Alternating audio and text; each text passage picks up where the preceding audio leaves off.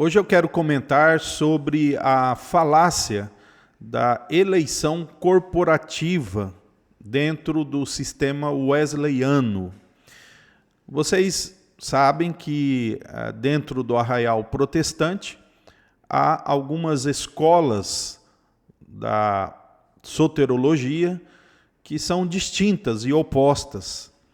Na realidade, há bem mais do que geralmente se aceita, né? Geralmente é aceito o sistema calvinista e aceita aí o sistema arminiano e o sistema wesleyano, que é uma vertente arminiana.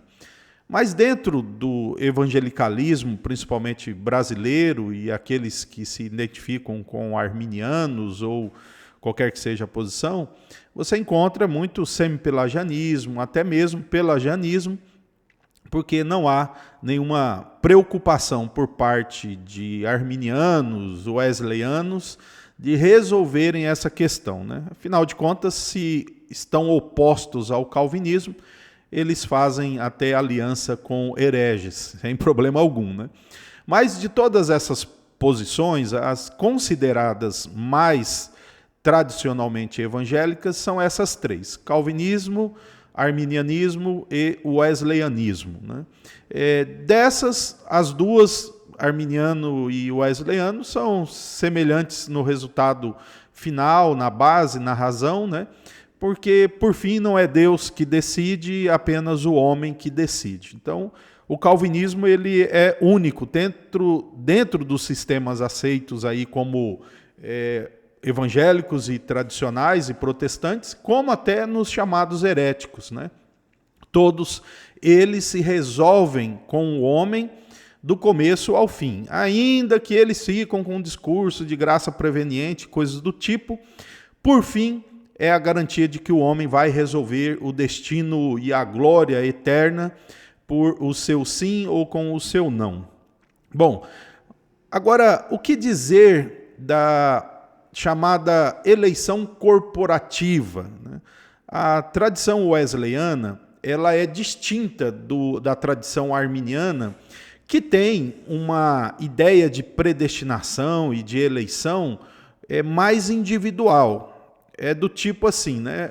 Na perspectiva arminiana, Deus prevê o que cada indivíduo fará com o evangelho e também se ele vai perseverar até o fim, e aí então é que Deus eventualmente vai chamar esse de eleito ou de predestinado.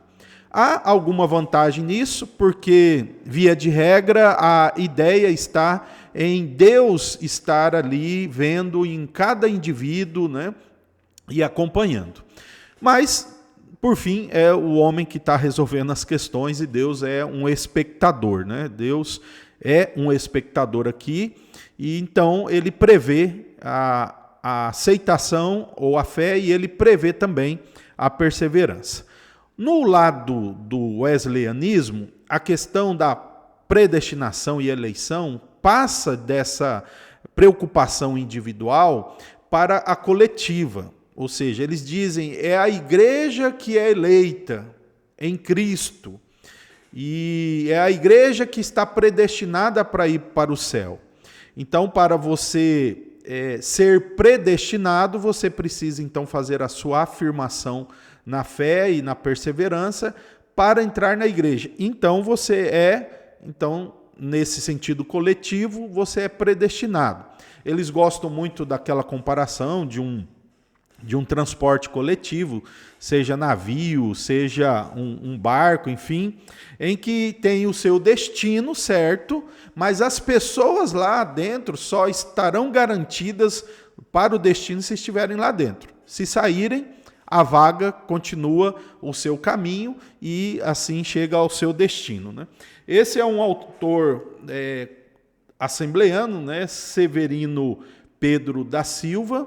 Ele aqui nesse livro, ele apresenta algo, né, semelhante aqui na página 34 e 35, quando ele fala de eleição coletiva, e depois ele também vai dizer Deus predestinou a igreja, não é? Então, via de regra, você encontra autores wesleyanos com essa perspectiva de coletividade.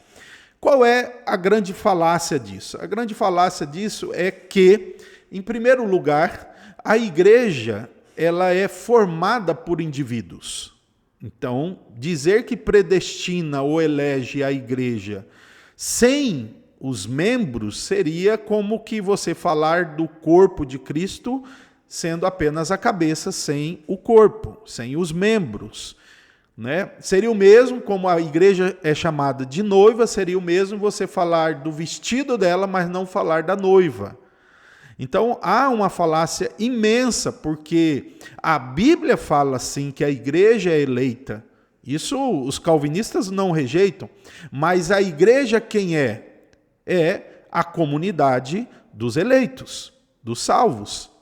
E há afirmações bíblicas que elas vão de forma oposta a esse ensino wesleyano de uma eleição coletiva, de uma eleição de corpo, de vagas e não de indivíduos, né? Vamos só lembrar aqui alguns textos e eu vou ler apenas um. Por exemplo, lá em Efésios, capítulo 1, a Bíblia não diz ali que a igreja foi predestinada, a igreja foi eleita antes da fundação do mundo. Para nós, mesmo se dissesse, não faria diferença alguma, já que sabemos que a igreja é a comunidade dos eleitos, dos salvos em Cristo. Mas se ao menos houvesse essa afirmação, eles poderiam então montar melhor o pensamento falacioso deles, mas não está ali. Quando vemos lá em Romanos 8 também, do 29 em diante, fala de aqueles que Deus amou, aqueles que Deus chamou, predestinou, aqueles que Deus ali escolheu, justificou.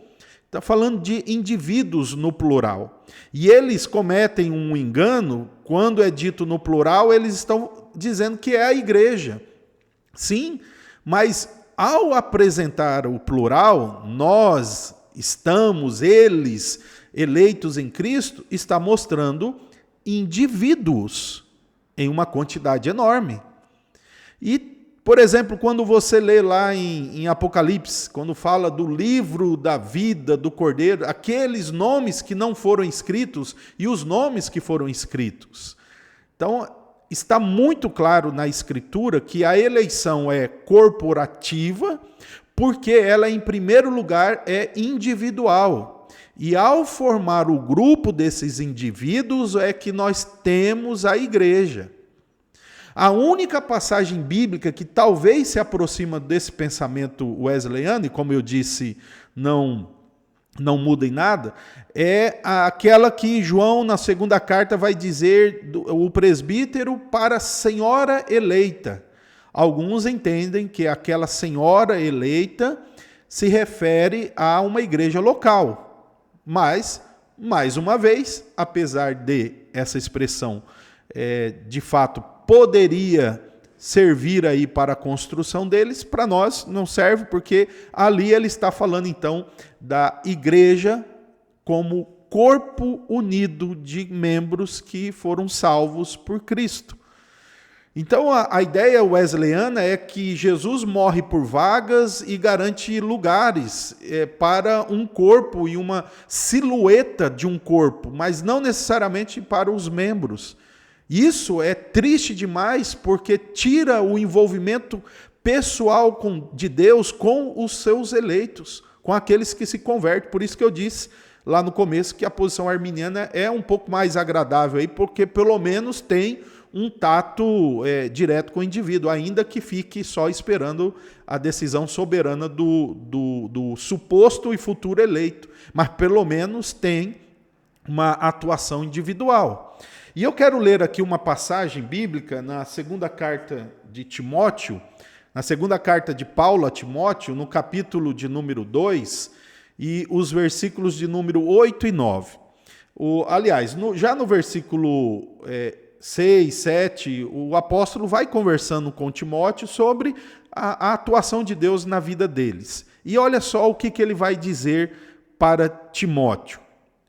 2 Timóteo 2,8. Portanto, Não se envergonhe do testemunho de nosso Senhor, nem do seu prisioneiro, que sou eu. Pelo contrário, participe comigo dos sofrimentos a favor do Evangelho, segundo o poder de Deus, que nos salvou e nos chamou com santa vocação, não segundo as nossas obras, mas conforme a sua própria determinação e graça que nos foi dada em Cristo Jesus antes dos tempos eternos. Olha, não dá, gente, não dá. Rejeitar a Escritura dessa forma não pode. Aqui está muito claro que o apóstolo está falando de indivíduos e nada pode ser estabelecido de forma tão contrária que ele não esteja falando aqui de forma exclusiva dele e de Timóteo. E ele diz, olha, ele diz que ele participa dos sofrimentos para não se envergonhar dele, e ele diz que nos salvou e nos chamou em santa vocação, não segundo nossas obras, mas conforme a sua determinação e graça antes dos tempos eternos. Paulo, obviamente, está pensando em toda a igreja aqui, mas a conversa dele é com Timóteo. Está claro que Deus elegeu indivíduos, predestinou indivíduos, para que esses indivíduos, no coletivo, formem então a igreja, o corpo de Cristo, a noiva de Cristo. E não apenas vagas, não apenas lugares, não apenas um CNPJ, por assim dizer. Então que Deus nos mantenha na verdade. Se você defende essa falaciosa doutrina, abandone. Isso não é verdade, isso não está sendo ensinado nas Escrituras.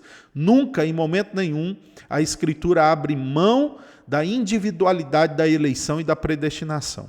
Que Deus te ajude e que Deus te fortaleça na verdade.